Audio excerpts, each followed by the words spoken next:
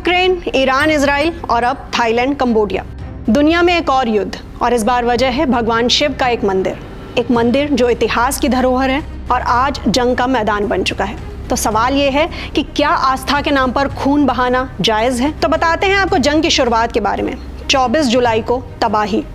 24 जुलाई Thailand Cambodia सीमा पर अचानक गोलियां चलने लगी। F-16 फाइटर जेट्स आसमान में गरजे और जमीन पर बमों की बरसात हो गई। पहले ही दिन 14 मौतें, 46 घायल और करीब 1.25 लाख से ज्यादा लोग पलायन के लिए मजबूर हो गए। ये लड़ाई सिर्फ जमीन की नहीं है, ये आस्था और पहचान की लड़ाई है। तो अब विवाद की जड़ क्या है? 1907 में बना एक नक्शा। तो आखिर ये विवाद शुरू कब हुआ? 1907 में जब कंबोडिया फ्रांस के उपनिवेश में था, फ्रांस ने एक नक्शा तैयार किया जिसमें प्रसाद ता मुएन थॉम और प्रियाह विहार मंदिरों को कंबोडिया का हिस्सा बताया गया।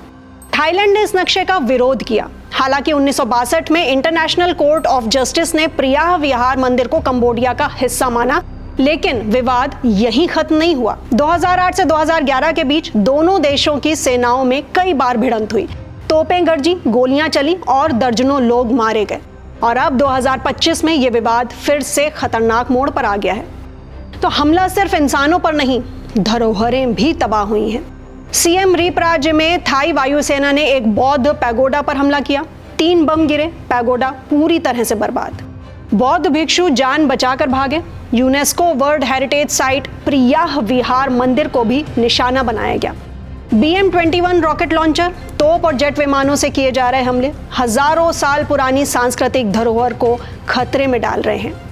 अब प्रसाद ता मुएन थॉम शिव मंदिर बना संघर्ष का केंद्र। इस पूरे विवाद का केंद्र है प्रसाद ता मुएन थॉम मंदिर। 12वीं सदी में सम्राट उदयादित्य वर्मन द्वितीय ने इसे बनवाया था।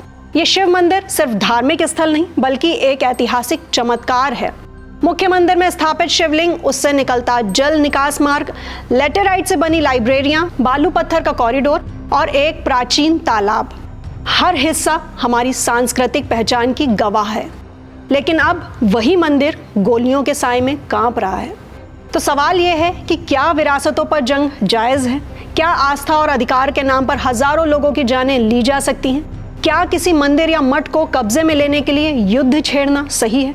क्या आज जो प्रियाह विहार और ता मुएन थॉम मंदिर के साथ हो रहा है, कल वो किसी और देश के मंदिर या तीर्थ स्थल के साथ नहीं होगा?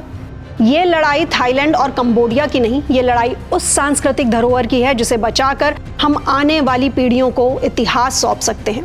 वरना युद्ध की राख में सिर्फ इंसान नहीं जलते, जलती है पूरी की पूरी सभ्यता। अपने कमेंट शेयर करें हमें, और ऐसे गंभीर ग्लोबल इश्यूज की हर अपडेट के लिए फॉलो करें INX लाइव को।